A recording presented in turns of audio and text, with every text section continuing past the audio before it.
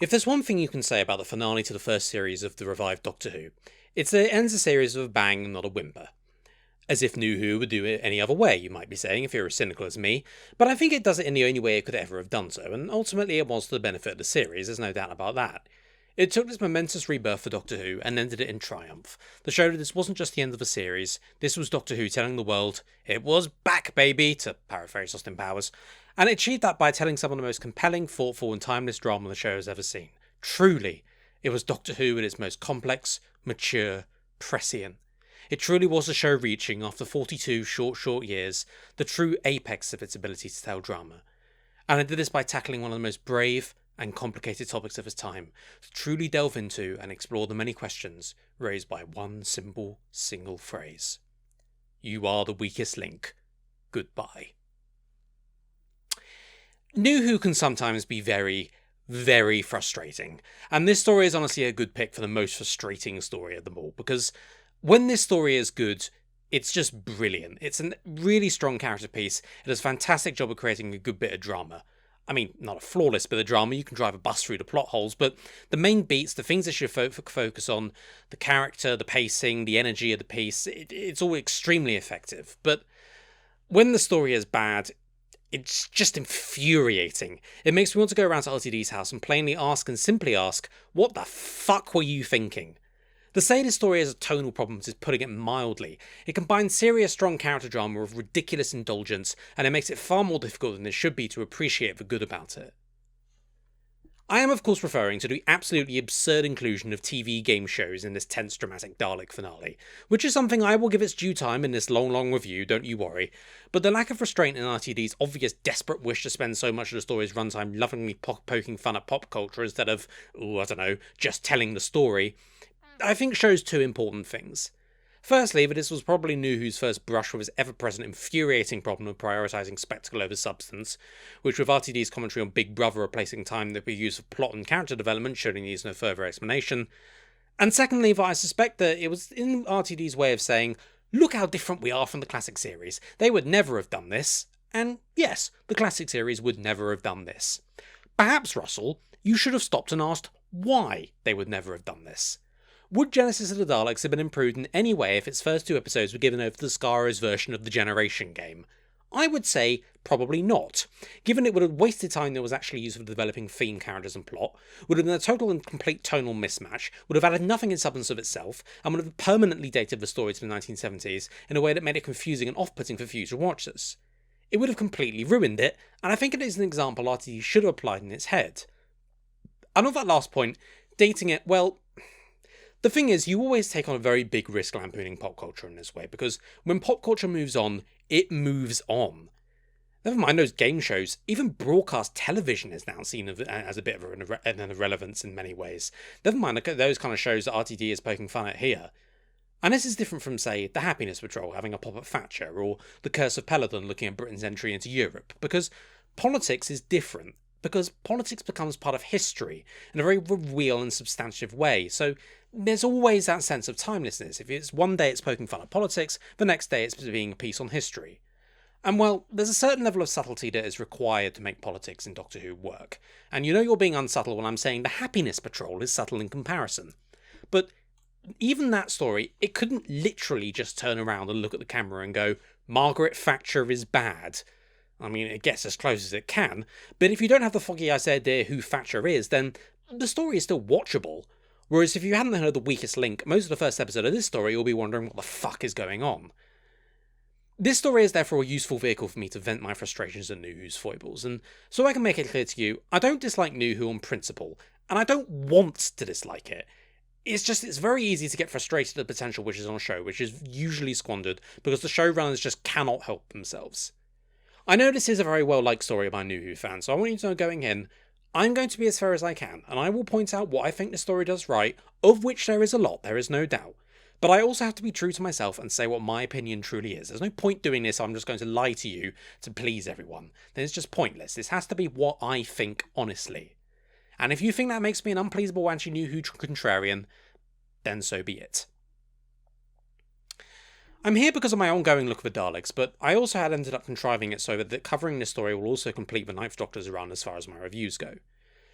Therefore, this isn't only a look at his story, but also perhaps for his era as a whole, which is natural given this is meant to bring his character arc to an end. Or at least as close to an end as possible, given we now know this was never really meant to be the end, and yes, it does cast a bit of a shadow now knowing that the behind-the-scenes stuff for Series 1 was quite as much of a disaster as it was. But on the other hand, it does mean that some of the more questionable story choices do make sense from a production point of view, given the no doubt last-minute decisions that had to be made, so swings and roundabouts, I suppose, but it's also something I will have to bear in mind throughout the review. So to start on the story itself, and one day I might do the production last, just to mess with you, but not this time.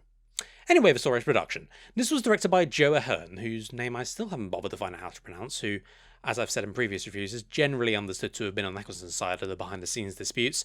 To what extent we don't know, but Ahearne never returned after the series, and apparently his returning to direct was Eccleston's condition to Moffat for his return for the 50th anniversary that never was. Ahearne did some good work on previous episodes, and while much of his work here is positive, it's also, in keeping with the theme of the evening, deeply frustrating overall. On the positive side, he does a very good job with pacing and energy. There is a danger to all the game show nonsense that quite could have easily have badly slowed everything down. It's to Ahearne's credit, he avoids this as best he can. The script kind of makes it inevitable, but he does the best he can with it. He also lines up a lot of his shots very well. He uses a lot of close-ups, for instance, which is quite effective in making the whole thing feel more personal, which is important for a character piece. And I think he does a great job of his shot choices for the Daleks. This is probably the most powerful and dangerous they've felt since the power of the Daleks, and that's thanks to Ahearne's choices in emphasising their dangerous aspects. However, it's the staging which I think things fall apart a bit.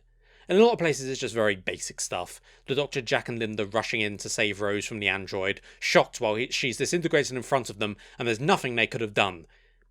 Except Jack using the enormous gun he has in his hand, of course. Like, that's a basic thing you need to address in the staging to make sure the audience isn't wondering if he's forgotten it's there. I also think that despite his good shot choices for the Daleks, some of their moments are a bit silly.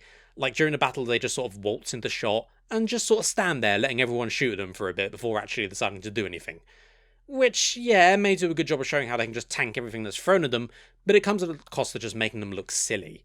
Just standing there like that looks plain odd, and it doesn't help that the script chooses that precise moment for the humans to get their only victory over the Daleks by knocking out a solitary eye stalk, so standing around isn't a great tragedy after all. So yeah, it's the little things like that that do frustrate, but overall I think the job he does is good, particularly in regards to keeping things moving, which helps turn a major weakness of the script in the first episode into an overall strength for the story. So yeah, I don't think his job is bad overall, just maybe not as great as it could have been. Again, the theme for the evening. Not much to say with the rest of production really, most of the sets are reused ones from the long game. I wasn't exactly enamoured with them in the first place, but whatever, you have to save money sometimes. Especially when you overspend on the second episode of the series, Russell. And I can't think of any instances of embarrassing CGI off the top of my head, which for this era is an achievement of its own. So to the script, and I think this story is as strong an indicator as we'll ever get as to what RTD's vision for this new series of Doctor Who was back in 2005.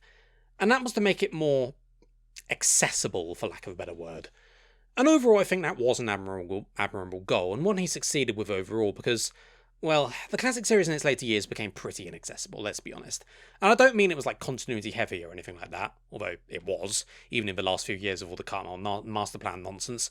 But in terms of how narrow its intended audience was, I think there was a problem with the classic series that kind of Doctor Who, in its later years, had become a genre in itself. To appeal to those who liked Doctor Who because it was such an institution, but not really willing to expand that audience, and that was perhaps a natural consequence of the shifting ground under the show's feet during the 80s, but nevertheless RTD's mission was to clearly get away from that feeling, for the show to become a widely appealing drama-adventure family series that the gawping idiots that make up the general public would be happy to sit down and watch, in between screwing farm animals or whatever they do in the eyes of TV producers, I don't know. That's why the series focuses on the ordinary person's ordinary life and how the Doctor changes that. A focus on her family and those interpersonal relationships, and that's all fine and good and all works. It's also why we got a Britney Spears song in the second episode. Maybe a bit more on the nose, but reeks just a bit of RTD yelling, "Look, we're relevant, we like pop music too," but sure, whatever. It's a tiny throwaway bit that makes no difference. I have no problem with any of this as a theory. It clearly worked given the popularity of the series during the first half of the decade of its return. And just as Survival was very different from An Unearthly Child, the show evolves and changes, and I think this was probably a natural place for it to evolve too.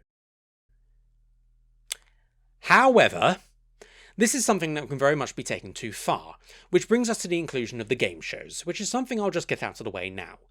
This is an absolutely catastrophic misstep which absolutely ruins the first episode and casts a shadow over the entire story for me. And if you really like this story and those scenes, I'd cover your ears if I were you, because I am not about to be kind. There are several reasons why this was a terrible idea, and I alluded to some of them earlier on, but I will be going into greater detail now. Firstly, this might as well have a giant caption before the episode starts saying, "This was made in 2005, because the inclusion of this just permanently dates it. Now, admittedly, the weakest link is a bit of a cultural icon, what with its well-known catchphrase and music, but it's still very much seen as, the one from the noughties. I mean, yeah, I know they've revived it, but it's always going to be the original Anne Robinson version everyone remembers. But, at least they remember it, which is something. Big Brother, on the other hand, is something I think we would all collectively like to forget as an embarrassing relic of that decade's celebrity culture. While the fashion thing Jack in has been completely lost to the sands of time, I think this episode is pretty much the only thing anyone ever remembers about it. This not only dates the story firmly to the mid-noughties, the same way that if an episode about an alien hidden in TikTok made today would no doubt become an obvious relic of the 2020s pretty quickly, and not only does it just feel a bit tacky, as if this is suddenly apparently some high culture or whatever, but for me, it kind of shatters the suspension of disbelief. And yeah, I know that's a ridiculous thing to say. I can buy an alien with two hearts travelling in time in a wooden police box that's bigger on the inside.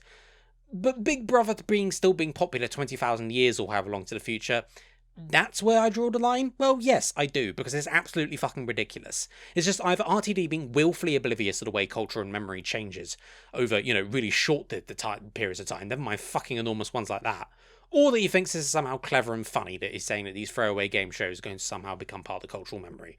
Which is just kind of sad, if I'm honest, and also not backed up by any actual cleverness or wit at any point. And as I said, already only 2 decades later, a tiny fraction of the amount of time that's supposed to have passed, those shows are seen as at best a cultural relic and at worst as absolutely nothing, because the only people who ever think about it are people like me analysing this particular episode of Doctor Who. Now, as I said, I wouldn't mind as much if this was some throwaway gag like Britney Spears in The End of the World. It makes about as much sense, but that was just one gag, it was like a minute at most, and it had no real bearing on the episode itself. Fine, whatever. I don't think it's particularly clever, but it doesn't matter, not really. But it starts to matter when you make entire segments of the plot entirely reliant on this wheeze. Then it matters kind of a lot. There are several reasons why this is the case. Firstly, it does not make a lick of fucking sense. It turns out this is being engineered by the Daleks that can disappear all the humans and harvest them to create their own new race of Daleks, and also to keep the humans docile or something, to which I can only ask the question, what is the fucking point? What on earth did they gain from setting up this hugely complicated and elaborate charade, when they could just use the clearly authoritarian government of Earth to keep everyone in line, and then harvest the waste of humanity, the prisoners, the refugees, the dispossessed? Which, you might notice, is a direct dialogue lift from the story, which is even more baffling because it both makes perfect sense as to how this army has been built up, and directly contradicts everything that had been established in the first episode. There is absolutely zero point to any of this existing in furthering the Daleks' plans, and the fact it makes it less likely that they'd succeed, as surely people being involuntarily conscripted into these games where they'd essentially been killed for sport is gonna, maybe spark up a bit of argument, even in a highly authoritarian regime. I mean, yeah, they're under the heel of this authoritarian government, but surely zero chance is better than a low chance for this ridiculous and bizarre charade to get uncovered. I can only conclude the only real logical reason is that the Daleks are in fact huge fans of trash TV themselves, and are the ones watching this to keep themselves entertained during the centuries of waiting they're doing. Which housemate are you going to vote for? I can't vote. I haven't got the bill payer's permission. Bloody Emperor. I heard that. You voted too many times last time and it cost me a fortune. Look, it makes about as much sense as anything else to do with this fucking bit. It is, of course, also completely at odds with the tone that this story is going for.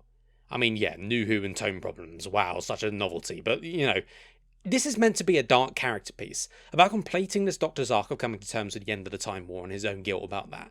And all of that stuff when it comes up for the most part works. It has, however, absolutely nothing to do with these fucking game shows, and their inclusion hurts it because of the word tone, which, as I just alluded to, is very often ignored in New Who, but no more so than here.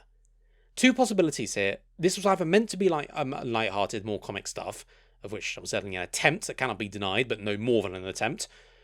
But that is totally at odds with the dark drama that will take place later in the story, and makes the latter less effective as a result, because, well, when I'm watching the Doctor wrestle with his soul in front of a Dalek army slaughtering everyone in sight, it's difficult not to think about the Jack pulling a gun literally out of his arse and shooting the fashion robots with it, because those two things don't match.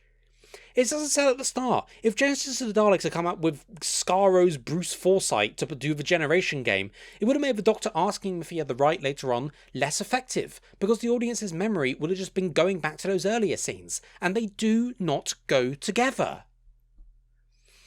The second possibility is that RTD somehow thinks he was getting drama out of this, which I think is probably the more plausible scenario, given he has demonstrated a bit of a blind spot for this sort of thing over the years. A few recent examples spring to mind. The problem with trying to get drama out of Robot Anne Robinson disintegrating people on Space the Weakest Link is that I just had to say the sentence, a Robot Anne Robinson disintegrating people on Space the Weakest Link. The absolute total ridiculous absurdity of that premise means it's impossible to take seriously, and it doesn't matter what stakes you add, what tension you try and draw out of it, and it's certainly attempted with varying degrees of success, it just doesn't, it's not never going to, because the idea is just flat out balmy. It's always going to drag you out of the moment, always going to be a distraction. Hell, the presumed death of Rose, which should be an absolute gut punch moment, a true wham that makes it seem like a companion is dying, and while we're probably accepting she was going to come back, I don't think it's necessary it had to be. They brought up Linda as an obvious replacement, and there was that precedent of companions dying, and indeed the fact that these games were fatal had been established. So yeah, I don't think that was a necessity, but there's one small problem, and that's the deed was carried out by a robot, voiced by Anne Robinson, that just said, "You are the weakest link, goodbye." It doesn't work! And hell, maybe this is just me, but it kills any attempt at drama with how absurd it is. But, with all I've just said in mind, with all of that, this maybe could have worked better than it does if RTD had actually bothered to give even a moment's thought behind the things he was putting on the page here.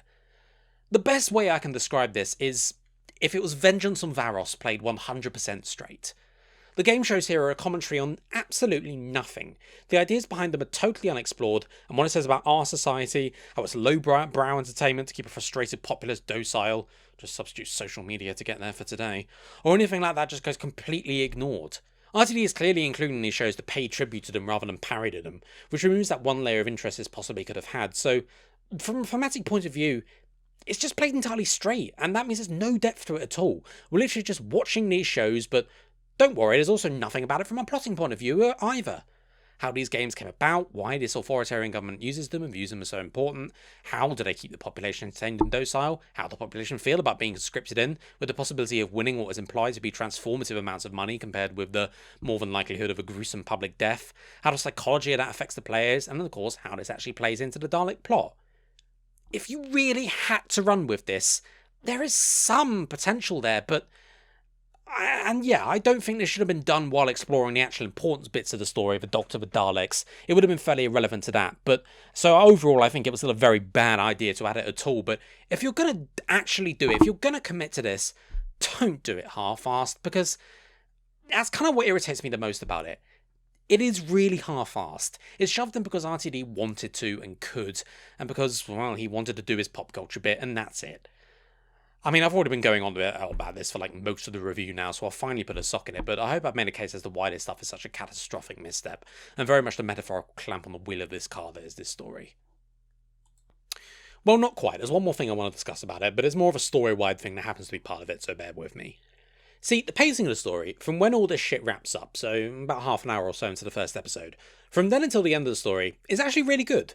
It's never too fast, but never too slow. It has energy and drive and keeps the story going with new plot beats, answering questions but then asking new ones, which I always think is the best way to do it, and there's new revelations, and the plot is structured in a way as to keep it effective because it doesn't demand too much. It can focus on the important bits, both in the sense of the plot, the Dalek plot, the defense against them, Rose's bits, and on the character work.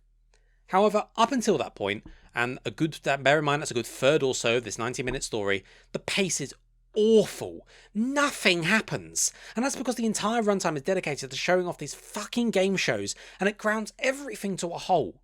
While the rest of the story flows very well with action, developments, etc., this is just us watching a game of the fucking weakest link while the Doctor argues with the Big Brother house. We're seeing nothing important, finding out nothing important, the story's barely moving. It's just, look at these game shows.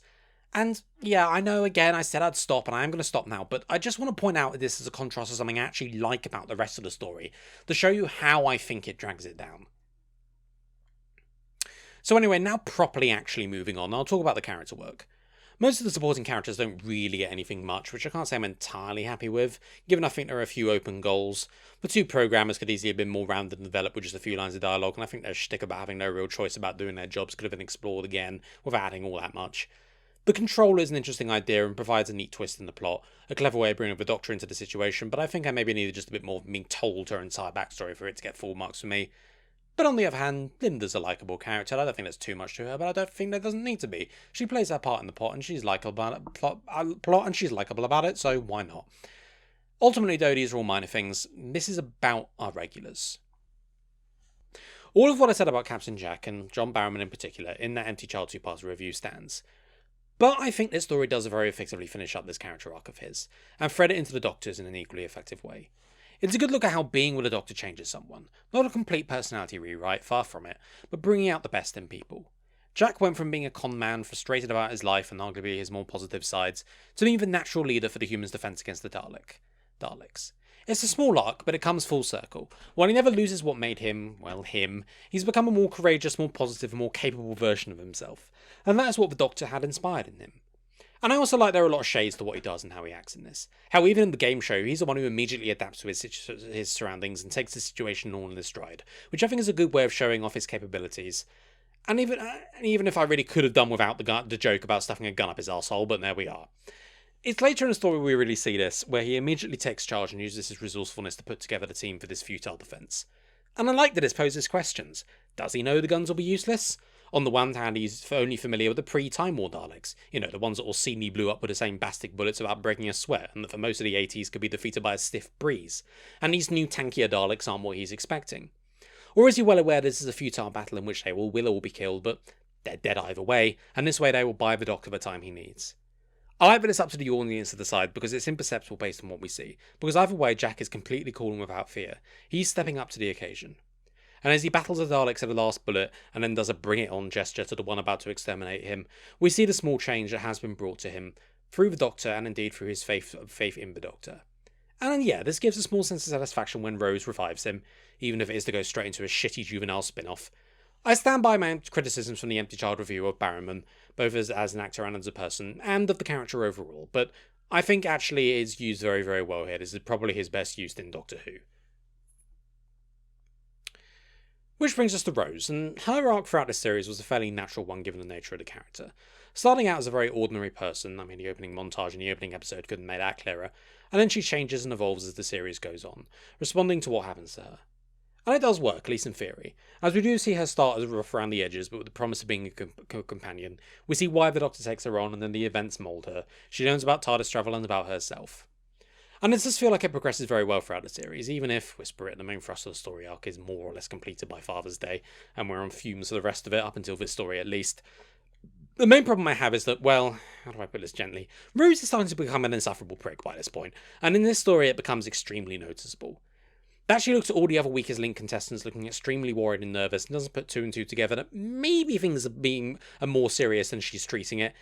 It just makes her seem aloof and self-centered. While the way she treats her mother, and by this point ex-boyfriend, but still someone who's done a hell of a lot for her, it just feels downright cruel, basically telling them to fuck off as they don't matter, which makes the help she gets from them feel unearned, as if she's getting it because they recognise how wonderful she is despite that, and frankly they deserve that treatment, which is just horseshit.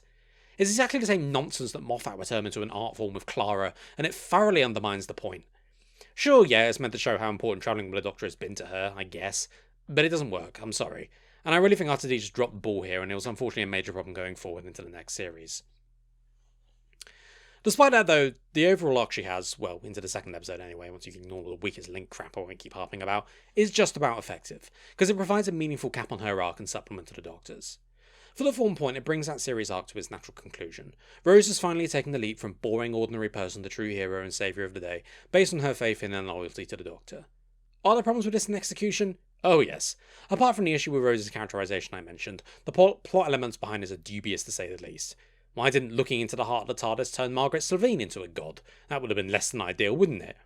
And if all it took to become an unstoppable deity that could turn your enemies into dust and bring allies back to life, as easily as most of us take a piss, if all you had to do to achieve that was to look into the heart of the TARDIS, how exactly did the Time Lords not win the Time War in the first 15 minutes?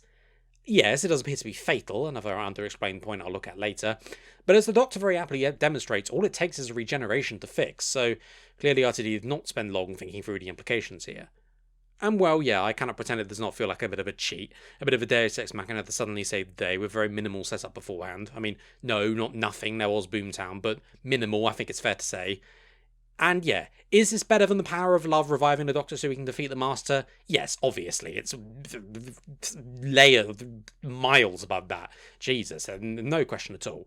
But it still does just feel just a bit too convenient and easy. However, on the character side, it works.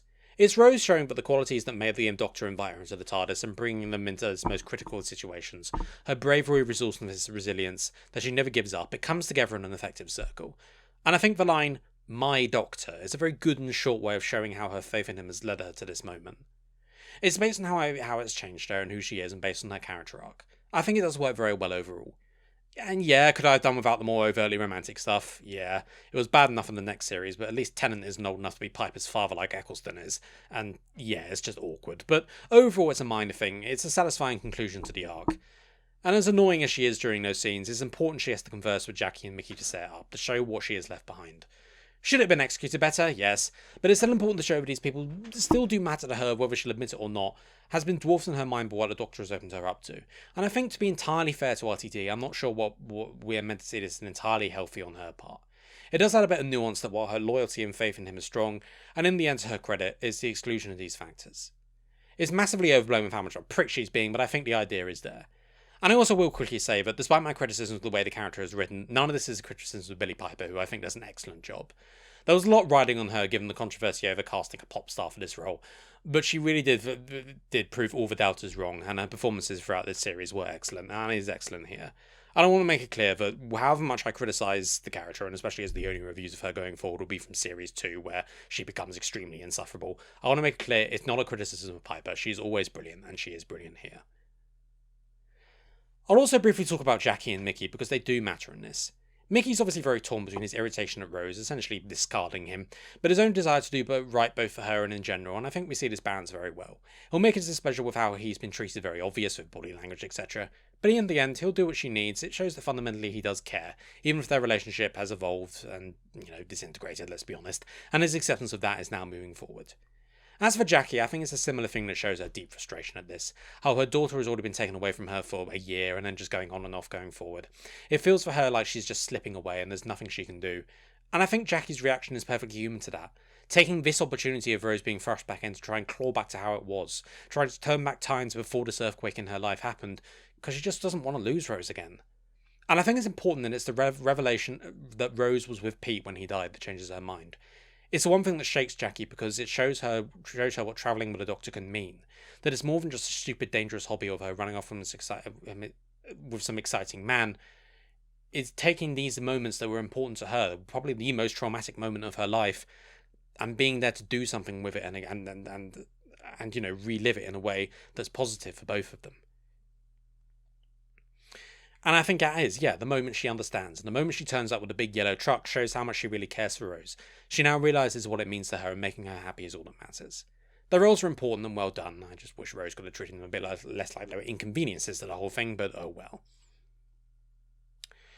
The other way Rose's arc matters is how it relates to the Doctor's, which is a nice segue into the Doctor's arc. This is especially important to look at because this is obviously the Ninth Doctor's final story, and therefore the end of his Doctor's arc, which requires looking at how it has evolved over this series.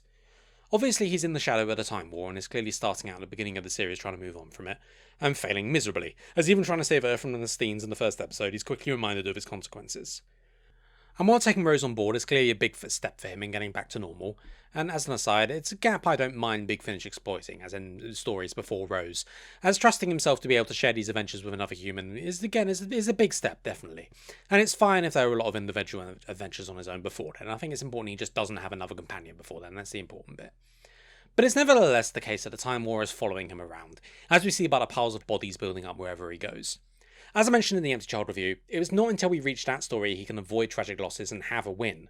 But there are just losses wherever he goes, either en masse at the hands of Cassandra, of a Dalek, or the Slitheen, or just a single sacrifice like Pete or Gwen, to remind him of the cost of his lifestyle, and to go back and remind him even more how he was even less in control with the war.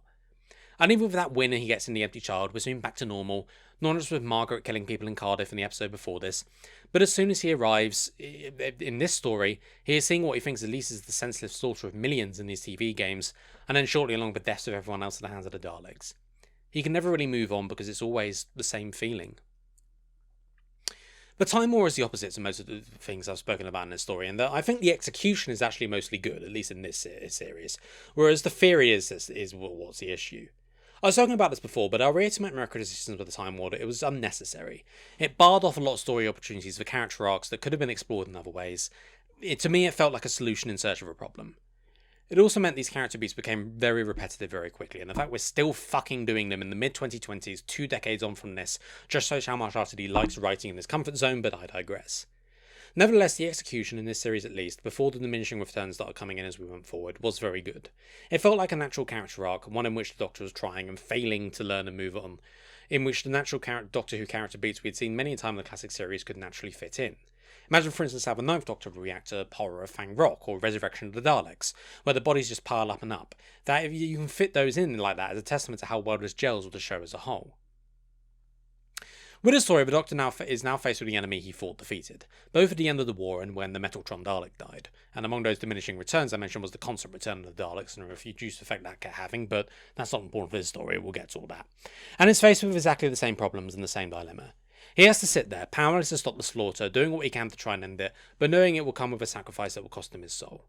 It's showing him that nothing has really changed, that his guilt will haunt him forever, and that when the time comes to make that choice again, to wipe out all those people to destroy the Daleks, to do exactly what he did with his own people, with his second home and favourite species, it's a choice he just can't make.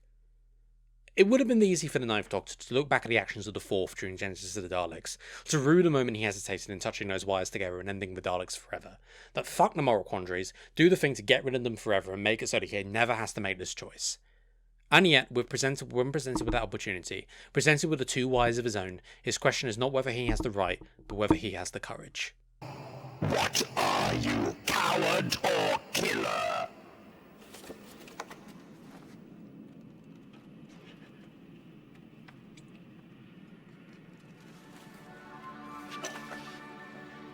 Coward. Any day. That's a really great line.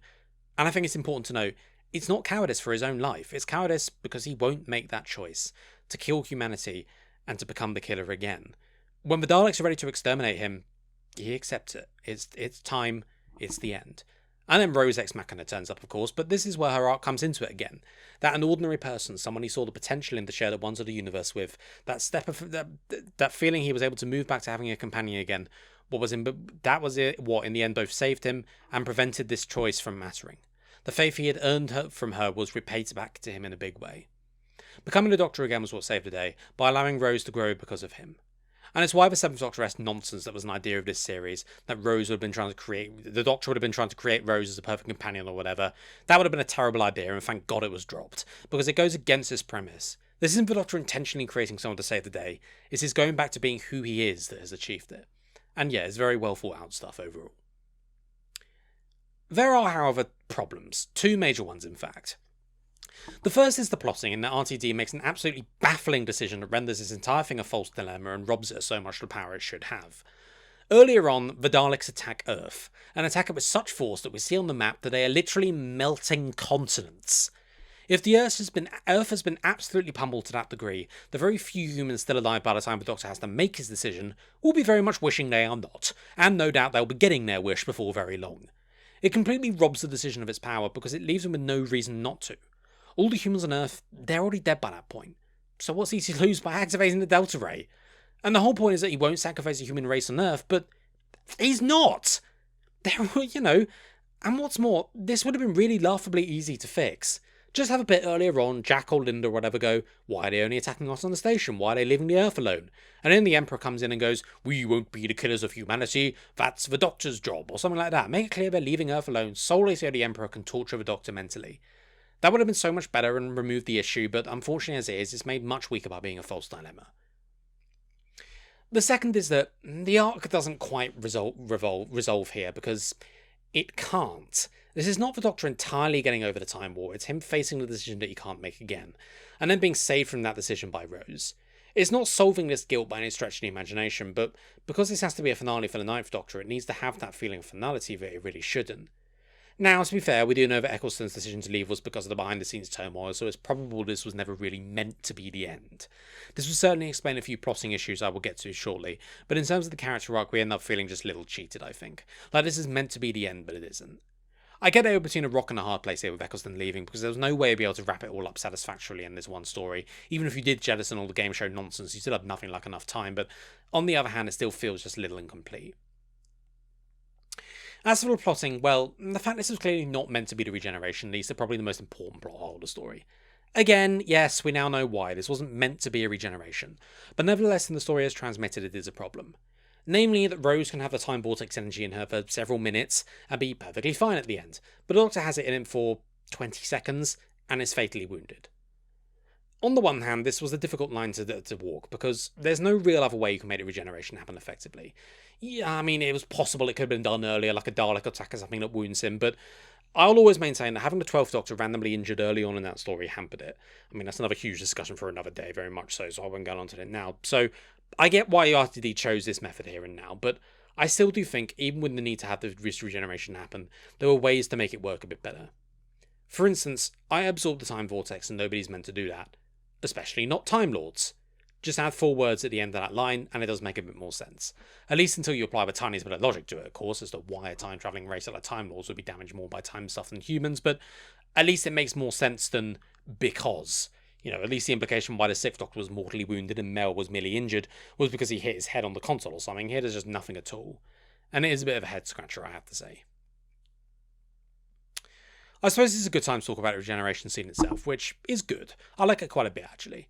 It's a fairly simple setup. I wouldn't say it's up there with, say, the 3rd or 5th Doctor's scenes, but I think basing on the character interactions of these two was a very smart choice, and avoiding the nonsense melodrama that the 10th and 12th Doctor's regenerations would end up being was a very good move.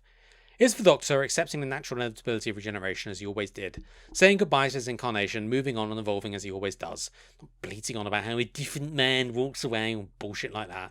It's quite a heartwarming scene, and one where the Doctor leaves us with dignity. The 9th Doctor leaves us with dignity. With his head held high, not everything has been resolved for him, but he's a bit more at peace than he was. So yeah, I do really like the scene, even if some of the dialogue is a bit wooden and the effects fairly laughable now. It's easily the best New Who regeneration scene in my view. Very quickly, I'll look at the general points of the story, which has its holes, as I've said, and also just feels maybe a bit underdeveloped at points. The link from the long game feels pretty tenuous, if I'm honest, as if they were just linking 2 unrelated stories together so they could reuse the sets.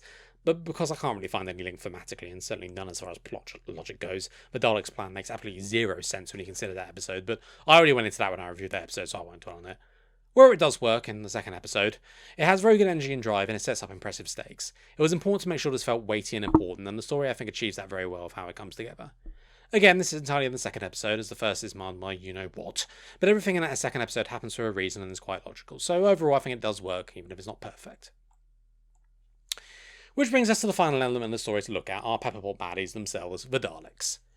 I can't help but feeling, regardless of what anyone involved might say about it, that this story was at least not partially written about the Daleks would be replacement for Doclophane, because a lot of it just doesn't feel Dalek-y. It would make a hell of a lot more sense for the Toclophane, that were apparently supposed to be sadistic, torturing killers, to want to do all this game show shit, whereas it makes 0 for the Daleks, just to mention one of the angles this story takes. But despite that, I think this does work for the Daleks overall, for a few reasons.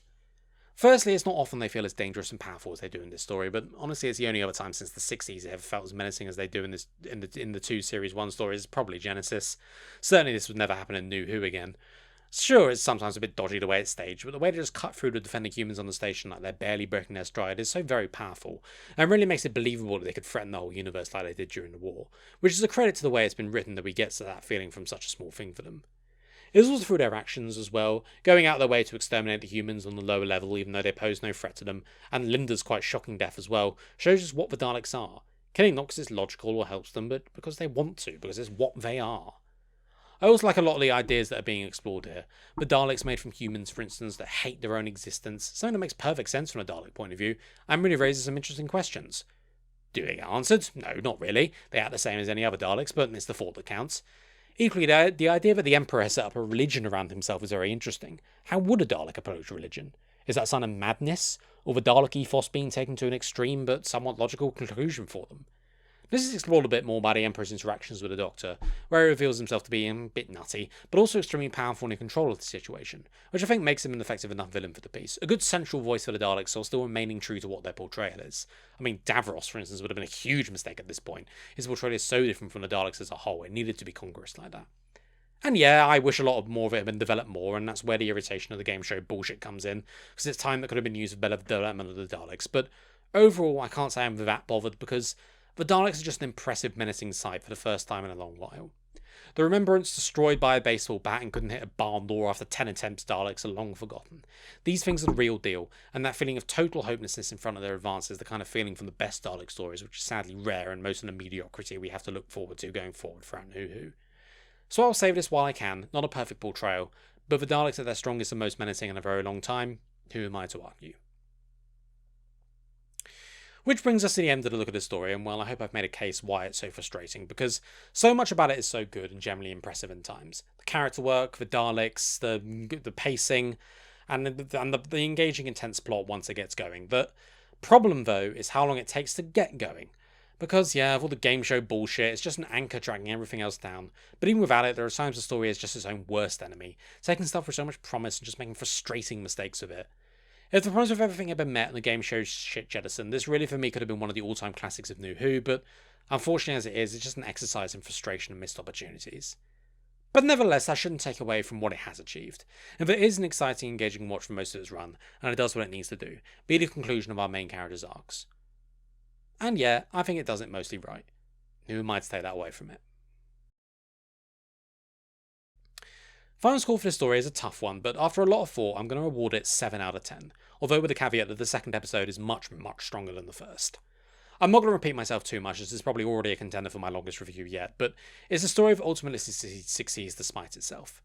It's a perfect encapsulation of New Who in a way. It has its moments, there's no question, and it admirably does what it needs to, certainly, but there's always that little nagging voice in the back of my mind telling me this could be so much more, and well, it's one that's difficult to ignore, especially when I'm watching the weakest sodding link.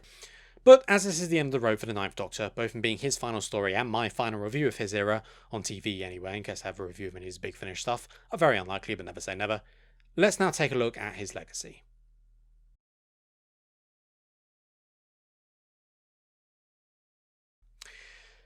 The Ninth Doctor's era will always be defined, perhaps unfairly, by the question of what could have been. That Eccleston departed the series so soon after joining has always left us with a tantalising glimpse of what he and his Doctor could do, and always has left us wondering what more there was to see from him. That, and how widely and enormously popular his successor became, doing the unthinkable and eclipsing the Fourth Doctor as the definitive Doctor, has, definitely unfairly, left the Ninth Doctor's era as a bit of an oddity, something very different in many ways from what New Who would eventually become. Which is of course in no way criticism, far from it if you know my usual opinion of New Who, but it nevertheless can't be understated how important the success of the Doctor really was. This series had to succeed in order for the revival to actually bring Doctor Who back, and if it didn't, then it was curtains for the show forever, and that it did succeed can only be attributed to the fact that the Ninth Doctor and his adventures grabbed the attention of the audience early on. And while it certainly had its ups and downs, the Aliens of London two-parter was just plain crap, for instance. I think it's notable that in hindsight, certainly by New Who standards, it feels like a more consistent series than we would ever get again. The lowest score I gave to a story of the series was 3 out of 10, which I gave to the aforementioned Aliens of London two-parter, and only 2 other episodes got below average scores. And again, that story was shit, but it was just shit. It wasn't egregious or insulting. Bear in mind the next year we would get The Idiot's Lantern, Love and Monsters, and Fear Her, all within a few episodes of each other, just to show what New Who could do when it wants to be really bad. So I think we can attribute all this to, I don't know, maybe the show having to be a bit more strange in these early days where it had to prove itself. And in a similar vein, maybe once it had proved itself, the reins loosened, and it meant the urgency with which this series was written disappeared and the cracks started showing. I don't know, but if New Who had maintained Series 1's level of consistency, I think overall we'd see it in a much more positive light. I mean, after all, even the Hinchcliffe era had a couple of stinkers. As for the Ninth Doctor himself, he was clearly in the vein of trying to modernise and reinvent the show. Gone were the elaborate costumes and eccentric personalities, in simple leather jacket and t-shirt and frank northern accent were a sign of the times. But I feel it was a very good way of showing the series adapting for its place in a new place in the world. Showing the Doctor as more of just, a man, a bloke for lack of a better word. But it was through his actions and deeds that we saw he really was the Doctor. Whatever demons he had with him, every episode he was going through, beating the odds and saving the day, but showing he was, for lack of a better word, human while doing it. The Ninth Doctor's characterization showed he was a relatable hero, A hero, no doubt, but he wasn't Superman. This was, of course, nothing new if you'd watched a classic series, but very few people had. I mean, I certainly hadn't. I was 7 in 2005. So getting these basics and making them feel both fresh for the new audience and relatable for the fans, it was a difficult line to tread, and I think whatever my problems with the revival as a whole, this was a line they treaded admirably. It's sometimes said that Paul McGann is the George Lazenby of Doctor Who, so to continue the James Bond analogy, I think you can make a case that Eccleston is the Timothy Dalton. A short era, cut short by factors outside of his control, but where the tired, worn-out image of what had come before was shoved aside, and new energy and new ideas were brought in to create a memorable, realistic portrayal. And only in later hindsight, in Dalton's case with the success of Daniel Craig, in Eccleston's with the shadow of the Tennant era being allowed to recede in the later years, did they receive its due. As for Eccleston himself, he is without any shadow of doubt the only Doctor since Tom Beckett to have settled into the role instantly, to feel totally at home with it and like you knew exactly what he was doing from the word go.